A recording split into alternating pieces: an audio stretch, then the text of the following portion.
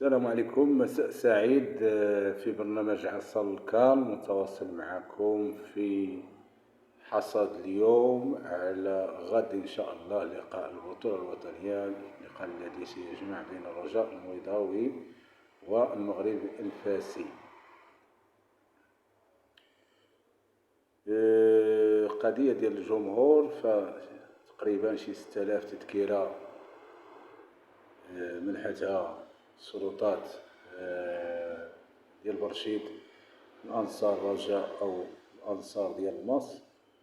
اللقاء سيكون على الورق ليس بالمتناول فريق الرجاء تيبحث على 3 النقاط اللي ضيع مع الجيش، إن أراد الاستمرار في الصدارة وأيضا التنافس على البطولة الوطنية وابتعاد على الخصوم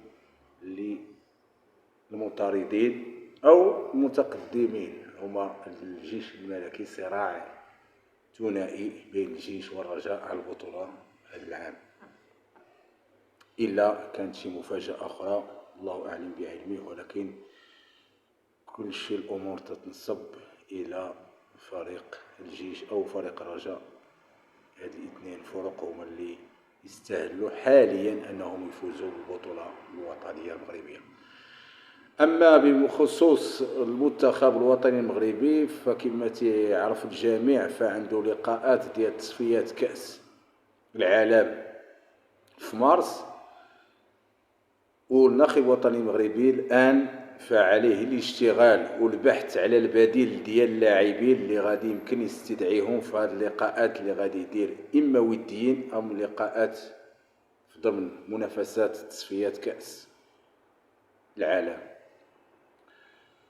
والآن الطاقم ديال السي الوليد الركراكي خصو يعرف واحد الحاجة، خصهم ينوضوا يخدموا بجدية والمثابرة والجدية وبدون عاطفة. وأيضا خص السي الوليد الركراكي يعرف واحد القضية، أنه اللي مشرف على الفيديو أو البحث عن اللاعبين الجيدين خصو يراجعو، خصو يقدر يتحدث معاه، أو لأنه خصو يكون عنده رؤية ثاقبة في الملعب. وأيضا يساعد المدرب، خصو يكون هاد السيد اللي ديال الفيديو خصو يكون يساعد المدرب، لأنه تيخفف عليه تقريبا 50 أو 60% ديال من العمل ديالو. نتمنى حظ سعيد للمنتخب الوطني المغربي. انا دائما تنقول ان المنتخب الوطني المغربي غادي يقول الكلمه ديالو ان شاء الله وغادي يفرح الشعب المغربي.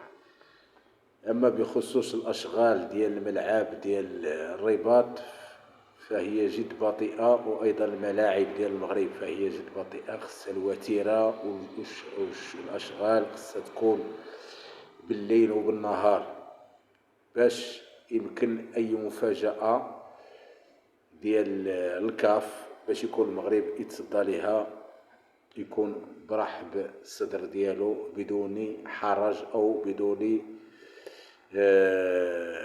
مفاجآت اخرى اللي غادي تقدر تكون لنا صدمه.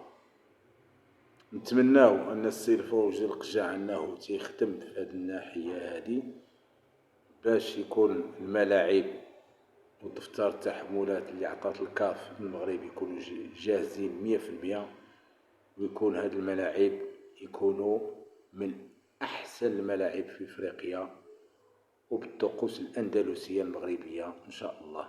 نتمنى حظ سعيد للجميع والتوفيق المملكه المغربيه من الشمال الى جنوبها والى صحرائها والى غربها والى شرقها، الخيرات والفضل والرحمة. والسلام عليكم ورحمة الله تعالى وبركاته.